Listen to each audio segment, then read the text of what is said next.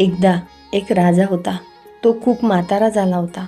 आता त्याला आपल्या राज्यासाठी एक योग्य उत्तराधिकारी निवडायचा होता. म्हणून त्याने राज्यातील सगळ्या मुलांना बोलवलं आणि प्रत्येकाला एक एक बी दिलं. राजा म्हणाला, ज्यांचं रूप सर्वात सुंदर असेल तोच पुढचा राजा बनेल. सगळ्या मुलांनी आनंदाने बी घेतलं आणि घरी जाऊन रोप लावायला सुरुवात केली. त्यात एक मुलगा होता. त्याचं नाव होतं वीरू. त्याला बागकामाची खूप आवड होती. वीरूने खूप प्रेमाने बी पेरलं. दररोज त्याला पाणी दिलं, छान उन्हात ठेवलं, सर्वोत्तम माती वापरली. तो मनापासून त्याची काळजी घेत होता.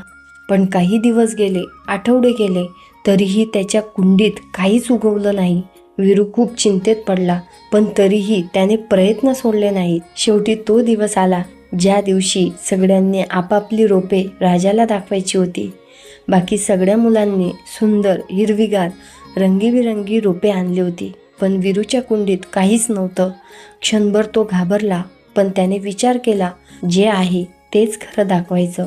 आणि तो रिकामी कुंडी घेऊन राजासमोर गेला.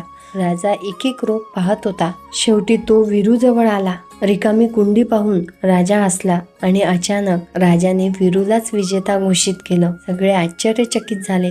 तेव्हा राजा म्हणाला, मी दिलेली सगळी बी आधीच उघडलेली होती. त्यातून कधीच रोप उगवू शकत नव्हतं.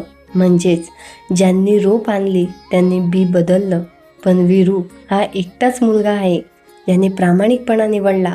कथेचं तात्पर्य एवढंच की या जगात यश महत्त्वाचं आहे, पण त्याहूनही महत्त्वाचे आहे इमानदारी. कारण खोटं कधी ना कधी उघड होतंच, पण सत्य नेहमीच जिंकतं. विचार आवडल्यास व्हिडिओ लाईक करा, शेअर करा. धन्यवाद.